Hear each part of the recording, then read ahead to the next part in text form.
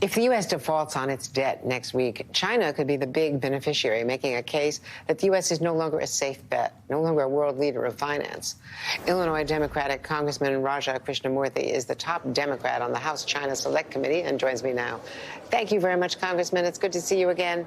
So, thank you, Andrea. How much could President Xi take advantage of a default? Oh, he would actually exploit it to the max.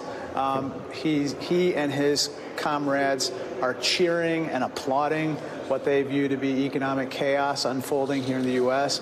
And if a default were to occur, they would use it for two ways. One, they would try to explain to people that the U.S. economy is not a safe bet for their investments. And two, it would be a huge propaganda win for them, which they would amplify around the world, showing that just the way that we govern ourselves doesn't work. And instead, people should opt for their system of governance, which is much more authoritarian. Democracy is just so messy, isn't it? I say, that's exactly ironically. Right. They would basically, look, Xi Jinping has made it very clear that he wants the People's Republic of China to lead the world in, quote, comprehensive economic influence. And this would absolutely play right into his hands. He couldn't have scripted it better. Now, how big a problem is it that China owns, what, at least $1 trillion, close to $1 trillion in U.S. debt? Sure, and those securities would be impaired in value were we to default on our debt. But that is a hit that they would be willing to take, Andrea, because for them, the long-term goal in their competition with the U.S. is to basically do whatever it takes to undermine U.S. influence, undermine the U.S. economy, and undermine the influence of the U.S. dollar and anything that is denominated in terms of the dollar, including the payment system, which dominates the world, whether it's for oil or other products that even the Chinese need to pay in dollars for.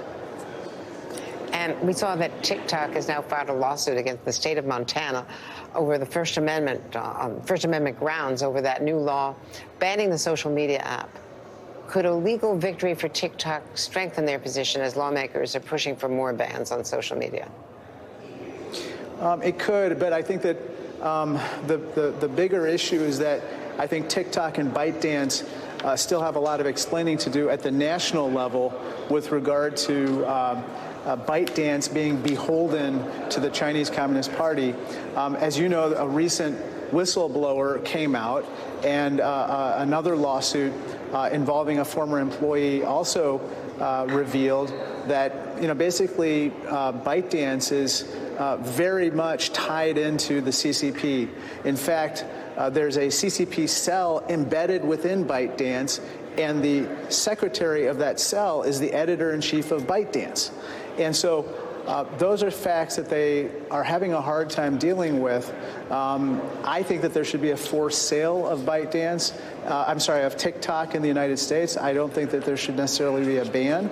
But obviously, the Biden administration is now working with us on legislation to give them the authority to make that a reality.